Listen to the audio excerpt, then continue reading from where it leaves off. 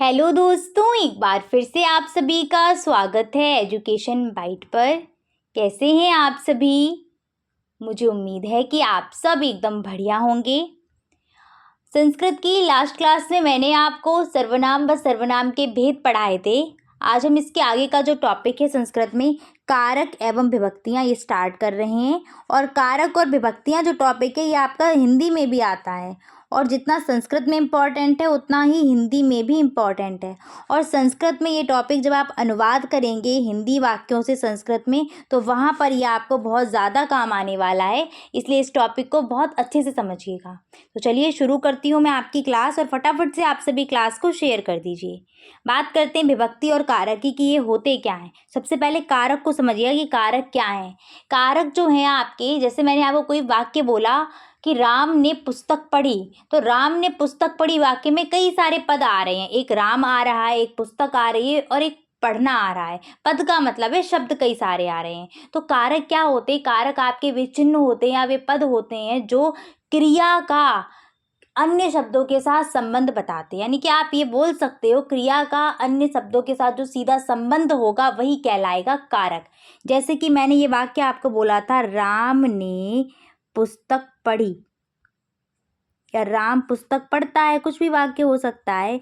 तो आप देखिए क्रियापद क्या है, पढ़ना एक क्रियापद है, और राम का क्रिया के साथ क्या है, कोई ना कोई रिलेशन होगा। क्या रिलेशन है? तो राम काम वो कर रहा है, राम पढ़ रहा है, यानी कि राम यहाँ पर क्या हो गया, कर्ता कारक हो गया। तो ये बता रहा है, ये जो शब्द है कर्ता वो कारक क्या बताते हैं कि जो शब्द है उसका क्रिया के साथ कैसा रिलेशन है, जो सीधा संबंध होगा वही कहलाता है क्या, कारक। जैसे आप पुस्तक की अगर बात करो तो पुस्तक का पढ़ने के साथ क्या संबंध है कि पुस्तक पढ़ी जा रही है, तो पुस्तक यहाँ पर क्या हो गई, कर्म कारक हो गई। ठीक है, अब हम आते हैं विभक्ति। विभक्तियाँ क्या होती हैं? तो विभक्ति का अगर शाब्दिक अर्थ देखिए तो विभक्ति का शाब्दिक अर्थ होता है बांटना या फिर विभक्त करने का भाग। यानी कि वाक्यों में एक ऐसा भाव जो संज्ञा सर्वनाम जो भी शब्द आ रहे हैं उस वाक्य में उसको बांटता है, वही होती हैं विभक्तियाँ। ये होती क्या है? जैसे कि हिंदी वाक्य की अगर हम बात करें तो हिंदी में तो सीधे सीधे लिख गया कि राम ने पुस्तक पढ़ी, पर संस्कृत में इस प्रकार से तो वाक्य होगा नहीं। संस्कृत में कहीं ना कहीं आपको रामः शब्द देखने को मिलेगा। तो ये विभक्तियाँ क्या होती हैं? विभक्तियाँ एक ऐसे प्रत्यय हैं जो संज्ञा या सर्वनाम के साथ में लग जाते हैं और फिर उसकी स्थिति को प्रकट करेंगे कि इसका क्या रिलेशन है क्रिया के साथ में। ठीक है, तो जिन प्रत्ययों से, ठीक है, प्रत्यय जो जैसे हिंदी में प्रत्यय होते हैं सेम वही संस्कृत में भी वैसे ही प्रत्यय होते हैं, लेकिन अलग तरीके से लगते हैं। हिंदी में प्रत्ययों का काम क्या होता है कि शब्दों के पीछे जुड़ना। जैसे मैंने यहाँ पर बोला सजावट, तो इसमें आवट प्रत्यय लगा हुआ है, शब्द के पीछे जुड़ा है कि नहीं जुड़ा है। वैसे ही संस्कृत में भी प्रत्यय जो है वो शब्द के पीछे ही जुड़ते हैं और अर्थ को बदल देते हैं। पर जैसे हिंदी में जुड़ते हैं वैसे संस्कृत में नहीं, संस्कृत में अलग प्रकार से जुड़ते हैं, पर काम प्रत्यय का वही है। तो विभक्ति क्या होंगी? जिन प्रत्ययों से कारकों की स्थिति का बोध होता है वही कहलाती हैं विभक्ति। ठीक है, ये क्या करती हैं ये विभक्तियाँ, ये जो प्रत्यय हैं ये जैसे ही संज्ञा सर्वनाम में विशेषण के पीछे लगेंगे वैसे ही उसको अलग कर देंगे, बांट देंगे, उसका एक अलग भाव प्रस्तुत करेंगे, यानी कि वो किस कारक में आ रहा है वो प्रस्तुत करेंगे। ठीक है, ये प्रत्यय संज्ञा या सर्वनाम में लग करके कारक का बोध कराते हैं। आगे बढ़िएगा। संस्कृत में अगर आपसे विभक्तियाँ पूछी जाएं, कितनी विभक्तियाँ हैं? तो संस्कृत में 7 विभक्तियाँ होती हैं। कौन कौन सी? तो प्रथमा, द्वितीया, तृतीया, चतुर्थी, पंचमी, षष्ठी और सप्तमी। ठीक है, ये 7 विभक्तियाँ हैं और पूछी जाती, क्वेश्चन आया हुआ भी है कि आपका 2016 में शायद आया था कि संस्कृत में कितनी विभक्तियाँ हैं, उनके नाम लिखिए व उनके चिन्ह भी लिखिएगा। ठीक है, तो 7 विभक्तियाँ होती हैं संस्कृत में। आगे अब हम आते हैं कारक पर। तो कारक का संस्कृत में सूत्र है क्रियान्वयितुम कारकत्वम। ठीक है, क्रियान्वयितुम कारकत्वम सूत्र ये कहता है कि क्रिया के साथ जिनका सीधा संबंध होता है उसे हम कहते हैं कारक। जैसे मैंने यहाँ एग्जाम्पल दिया, वह पत्र पढ़ता है, तो वह का संबंध है क्रिया के साथ, पत्र का भी है। वह का संबंध क्या है? वह क्या है? वो पढ़ रहा है, यानी कि वो वहाँ करता है, जो काम करने वाला होता है वही क्या होता है? कर्ता होता है। और पत्र का क्या संबंध है? पत्र को पढ़ा जा रहा है, तो पत्र यहाँ पर कर्म हो गया। अगला सेंटेंस देखिएगा, राम ने रावण को मारा, तो राम ने क्या किया, मारा है ना, राम ने काम किया है, तो राम यहाँ पर क्या है, कर्ता है। रावण को मारा गया है, तो रावण यहाँ पर क्या है, कर्म है। अगले वाक्य में राम ने बाण से रावण को मारा, तो यहाँ पर क्या हो जाएगा, राम ने तो काम किया, राम सीधी सी बात है क्या है, कर्ता है। रावण को मारा गया है, रावण तो कर्म है। और बाण के द्वारा, बाण एक साधन है जिसके द्वारा मारा गया, जैसे फलों को चाकू से काटा, तो फल को किसके द्वारा काटा गया, चाकू की सहायता से काटा गया, जिसका हमने सहायता ली है काम को पूर्ण करने में, ठीक है, वो होते हैं साधन। तो यहाँ पर बाण क्या हो जाएगा, आपका करण कारक। अभी ये मैं आपको सब डिटेल में बताऊंगी कि करण क्या है, कर्म क्या है और कर्ता क्या है, क्या शब्द हैं, इनका क्या काम है, कहाँ पर ये लगेंगे। समझ में आ गया कि कारक क्या है, विभक्तियाँ क्या हैं। अब बात करते हैं कारकों की संख्या। तो संस्कृत में कारक जो हैं वो आपके 6 होते हैं। ये बहुत इंपॉर्टेंट पॉइंट है। संस्कृत में जो कारक है वो तो 6 हैं, लेकिन हिंदी में अगर कारक आप पढ़ेंगे तो हिंदी में आपको 8 कारक देखने को मिलेंगे। ठीक है, कौन कौन से, तो यहाँ पर आपके कारक भी लिखे हुए हैं। ये कारक हैं, ये कारकों के चिन्ह हैं, और ये क्या है, विभक्तियाँ। ये चिन्ह आपको हिंदी वाक्यों में लगे हुए दिखेंगे और आप तुरंत पहचान जाएंगे कि अच्छा यहाँ पर ये कारक है। ठीक है, इन चिन्हों से हम ये पता लगाते हैं कि कौन सा कारक है, और फिर वहीं से आप रिलेट कर लेंगे कौन सी विभक्ति है। तो इनको साथ साथ देखिए कैसे आपको याद करना है, एक साथ लाइन पढ़नी है। प्रथमा कर्ता ने द्वितीया कर्म को तृतीया करण से या फिर के द्वारा। से मतलब क्या है, यहाँ पर जो से का उपयोग किया जाएगा वाक्य में, उसका मतलब है कि उसकी सहायता से काम हो रहा है, उसके द्वारा काम हो रहा है। तो कहीं कहीं से मिलेगा, कहीं कहीं के द्वारा भी लिखा हुआ मिल सकता है। तो समझ जाना कि क्या है, करण कारक है, यानी कि तृतीया विभक्ति वहाँ पर है। नेक्स्ट है चतुर्थी संप्रदान के लिए, पंचमी अपादान से अलग होने में। से 2 जगह उपयोग होगा, एक जगह तो सहायता करने में और एक जगह क्या, अलग होने में। जैसे कि हिमालय से गंगा निकलती, हिमालय से गंगा अलग हो रही है। वृक्ष से पत्ते गिरते हैं, वृक्ष से पत्ते अलग हो गए, वृक्ष से पत्ते गिरते हैं। आपको सेंस समझ में आ रहा है कि वृक्ष से जो पत्ता है वो टूट करके अलग हो गया, तो यहाँ पर कौन सा कारक है, अपादान कारक है। ठीक है, इसके बाद है षष्ठी विभक्ति, संबंध काकी के रारी रे, सप्तमी अधिकरण में पे पर, और प्रथमा विभक्ति होती है किसमें, संबोधन में, हे भो अरे। एक बार इनको फिर से पढ़ते हैं। ये आपकी विभक्तियां हैं और ये कारक हैं और ये कारक चिन्ह हैं। तो देखो, पहले चाहे आप 2-2 लाइन याद कर लो, पहले कारक और कारक चिन्ह को याद कर लें, उसके बाद फिर विभक्तियों को साथ में पढ़ते हुए याद करें। ठीक है, एक बार मैं आपको फिर से इनको पढ़ के बताती हूँ।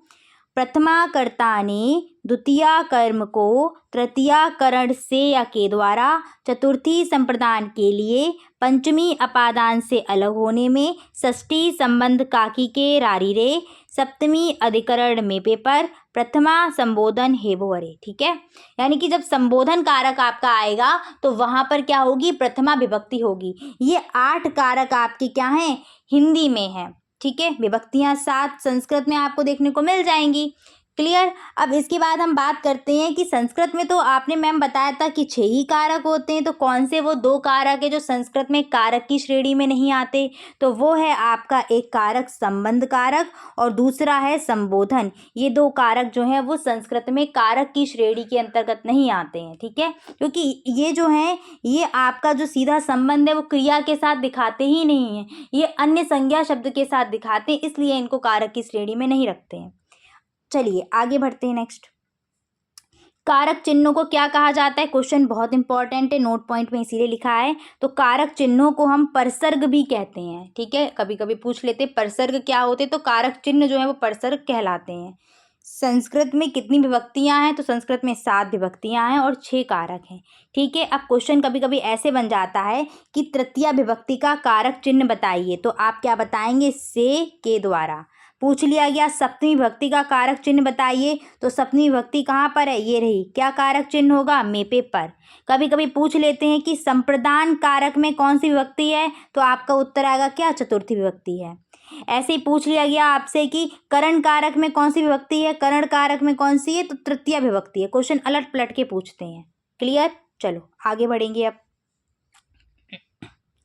अब यहाँ से समझिएगा कि आपको किस तरीके से चीज़ों को समझना है। यहाँ से मैं आपको बता रही हूँ अनुवाद करना, मतलब अनुवाद की एक छोटी सी मैं आपको हिंट दे रही हूँ कि जब अनुवाद आप करेंगे, सीखेंगे, तो वहाँ पर आपको किन पॉइंट को ध्यान रखना पड़ेगा। पहला आपको मैंने बताया है प्रथमा विभक्ति, जिसमें क्या होता है, कर्ता कारक होता है और चिन्ह क्या होता है, ने। तो आपको हिंदी वाक्यों में ये जो ने चिन्ह है वो देखने को मिलेगा। कहाँ कहाँ पर होती है प्रथमा विभक्ति, तो जब आपका कर्ता हो, कर्ता में प्रथमा विभक्ति होगी, और संबोधन की बात करी जाएगी तो वहाँ भी प्रथमा विभक्ति का ही प्रयोग करना है। जैसे कि राम ने रावण को मारा, तो राम ने जो यहाँ पर है, राम ने क्या है, आपका कर्ता कारक है। पूछा जाए कौन सा कारक है, तो राम ने, जो राम है ना, राम कर्ता कारक है। और कभी कभी हो सकता है ने आपको चिन्ह ना भी लगा मिले, जैसे राम पुस्तक पढ़ता है तो ने चिन्ह का लोप भी हो जाता है कभी कभी, लेकिन आप पहचान जाओगे कि वहाँ पर कर्ता कौन है, काम कौन कर रहा है, वो है कर्ता कारक। यही मैं आपसे पूछूं कि राम की यहाँ पर अगर संस्कृत में हम अनुवाद करेंगे तो कौन सी विभक्ति लगेगी, तब आप बोलेंगे तुरंत कि यहाँ पर कौन सी लगेगी, प्रथमा विभक्ति लगेगी, क्योंकि राम कौन सा कारक है, कर्ता कारक है। ठीक है। ऐसे ही तुमने पुस्तक पढ़ी, तो तुमने, तुम यहाँ पर क्या है, करता है, इसलिए तुम शब्द की अगर संस्कृत में विभक्ति आएगी तो कौन सी आएगी, प्रथमा आएगी। ठीक है, तो त्वम का यूज़ करेंगे हम। तो संस्कृत में जब अनुवाद करोगे तो पहले आपको ये पहचानना होगा कि लिखा हुआ शब्द है क्या, कौन सा कारक है। जैसे ही आपने कारक पकड़ लिया, वैसे ही उस कारक के साथ में जो विभक्ति लगती है उस विभक्ति का प्रयोग आप करेंगे कहाँ, संस्कृत में अनुवाद में। ठीक है, आगे आते हैं, हे राम कल्याण करो, तो हे राम कल्याण करो यहाँ पर क्या है, संबोधन है। ठीक है, और विभक्ति अगर आपसे पूछी जाए तो विभक्ति में, संबोधन में जो विभक्ति रहती है वो प्रथमा ही रहती है, कोई अष्टमी विभक्ति यहाँ पर नहीं यूज़ होती। ठीक है, क्योंकि विभक्तियाँ 7 ही हैं आपकी। इसके बाद आइएगा द्वितीय विभक्ति। द्वितीय विभक्ति में आपका क्या है, कर्म कारक होता है और इसका चिन्ह होता है को, और ये जो को चिन्ह है वो बहुत जगह आपको दिखता ही नहीं है, लोप रहता है इसका, बट आप पहचान जाना कि कौन सा काम संपादित हो रहा है। ठीक है, वो होता है कर्म।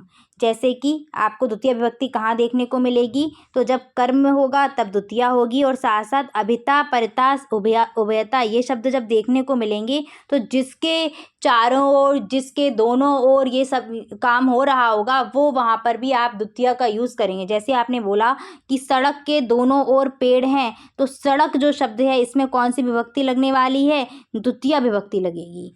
ठीक है, गांव के चारों ओर पेड़ हैं, तो गांव के चारों ओर है ना, तो गांव में कौन सी विभक्ति लगेगी, उस वक्त द्वितीय विभक्ति लगेगी।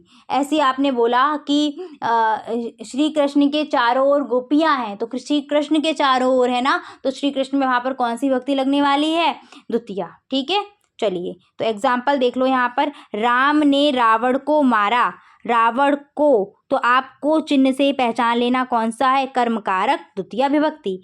छात्र ने पत्र को लिखा, पत्र को लिखा, यहाँ पर को का लोप रहेगा, बहुत सी जगह लोप मिलता है, देखने को नहीं मिलते वाक्य में, तो समझ जाइएगा कौन सा काम हो रहा है, पत्र लिखा जा रहा है, तो पत्र यहाँ पर क्या है, कर्म कारक है, कौन सी विभक्ति है, द्वितीय विभक्ति। संस्कृत में अनुवाद करने के लिए बहुत इंपॉर्टेंट है आपका ये पहचानना कि कौन सा कारक है। जब आपने पहचान लिया कर्म कारक है तो आप तुरंत फिर वहाँ पर कौन सी विभक्ति को पकड़ेंगे, द्वितीय विभक्ति को पकड़ेंगे। ऐसी गांव के चारों ओर वृक्ष हैं, तो जस्ट मैंने आपको ये वाला जो पॉइंट बताया था कि अभिता, परिता, उभयता, इसके योग में कौन सी विभक्ति होती है, द्वितीय होती है। संस्कृत वाक्यों में आपको ये अभिता लगा हुआ मिलेगा, परिता लगा हुआ मिलेगा और उभयता लगा हुआ मिलेगा, और हिंदी वाक्यों में आपको चारों ओर, दोनों ओर ये शब्द लगे हुए मिलेंगे। तो पहचान जाना कौन सी विभक्ति, द्वितीय विभक्ति और कर्म कारक। गांव के चारों ओर वृक्ष हैं, तो गांव में कौन सी विभक्ति होने वाली है, द्वितीय विभक्ति। नेक्स्ट आगे बढ़िएगा, तृतीय विभक्ति। तृतीय विभक्ति में कौन सा कारक होता है, तो करण कारक होता है, चिन्ह होता है से या फिर के द्वारा। से यहाँ पर से जो अर्थ देता है वो साथ में अर्थ देता है। ठीक है, यानी कि उसकी सहायता से। इसका प्रयोग कब करते हैं, तृतीय विभक्ति का, तो तृतीय विभक्ति का प्रयोग हम संस्कृत में अलग अलग स्थानों पर करते हैं। पहला तो सीधे सीधे है कि जो साधन हम प्रयोग करेंगे काम को करने में, वहाँ पर भी तृतीय विभक्ति प्रयोग होगी।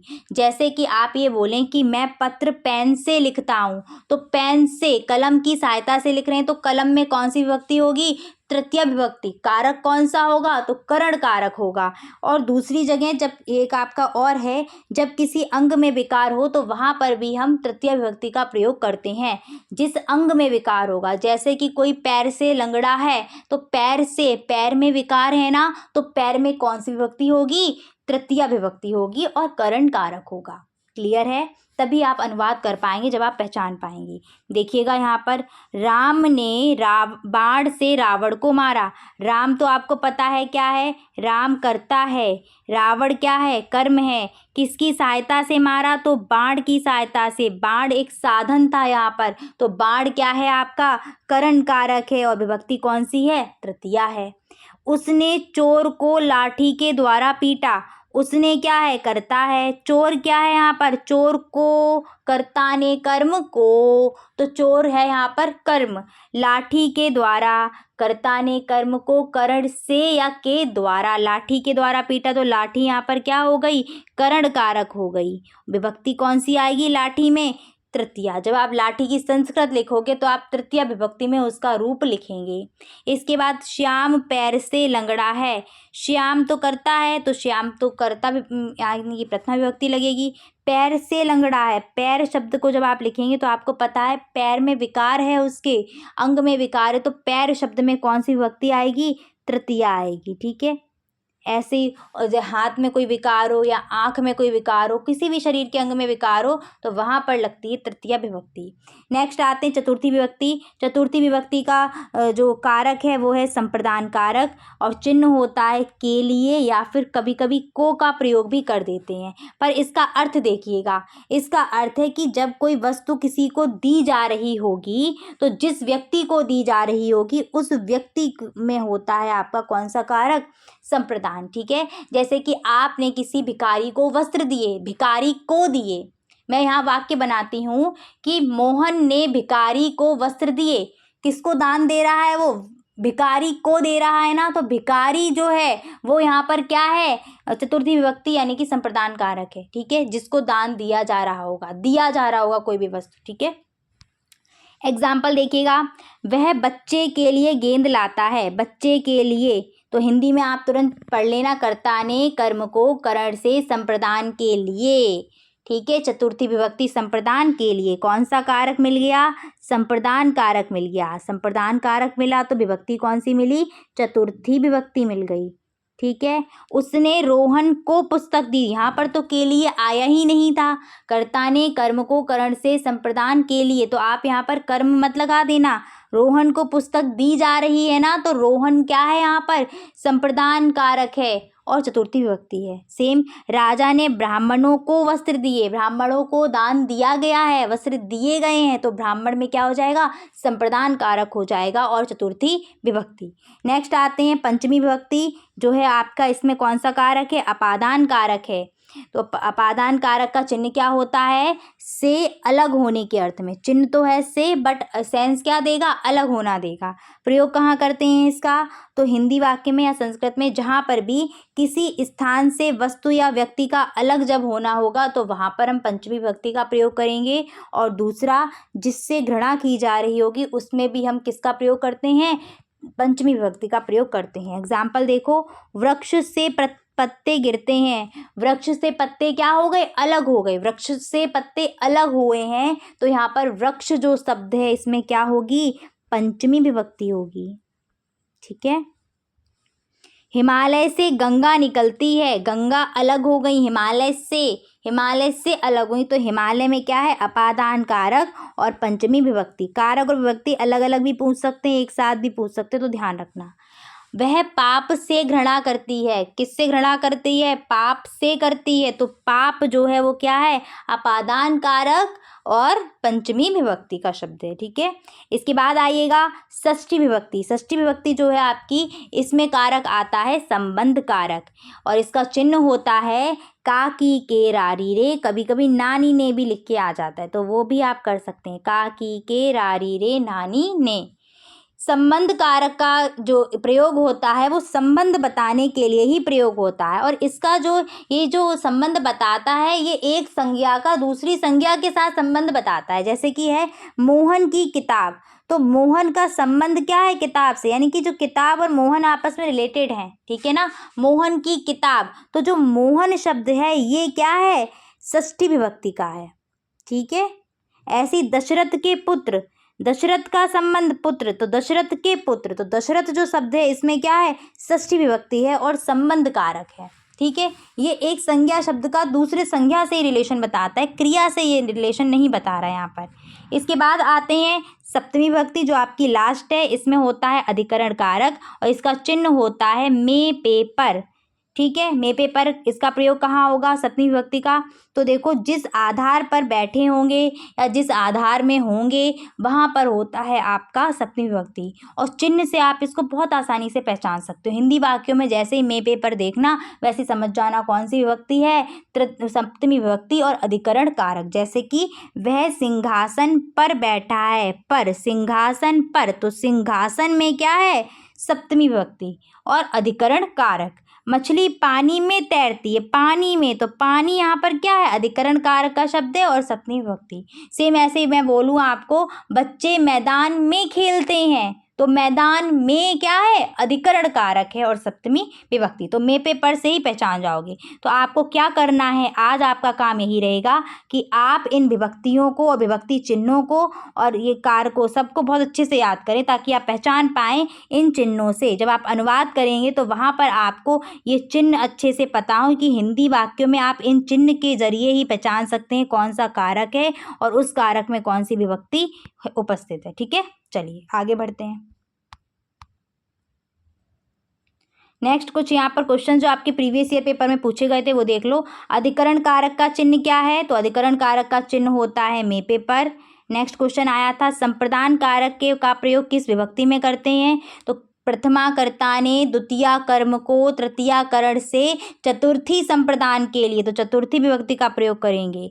नेक्स्ट है, षष्ठी विभक्ति का चिन्ह क्या है? तो प्रथमा कर्ता ने द्वितीया कर्म को तृतीया करण से या के द्वारा चतुर्थी संप्रदान के लिए, पंचमी अपादान से अलग होने के अर्थ में, और षष्ठी विभक्ति संबंध कारक काकी के नानी ने रारी रे, ये चिन्ह है तो आप चिन्ह यहाँ पर लिख देंगे काकी के रारी रे, ऐसे करके पढ़ेंगे तो बहुत आसान लगेगा।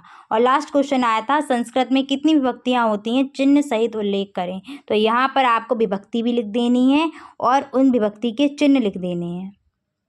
ठीक है, चिन्ह का कारक यहाँ पूछे ही नहीं तो कारक आप मत लिखिएगा। तो ये क्वेश्चंस आए थे, घुमा फिरा के क्वेश्चन पूछ लिए जाते हैं। एक क्वेश्चन मैं आपसे यहाँ पर दे रही हूँ, होमवर्क में मुझे बताइएगा कि अपादान कारक में कौन सी विभक्ति का प्रयोग किया जाता है। ठीक है, चलो फिर इतना ही रखते हैं, आज मिलेंगे आपकी नेक्स्ट क्लास में।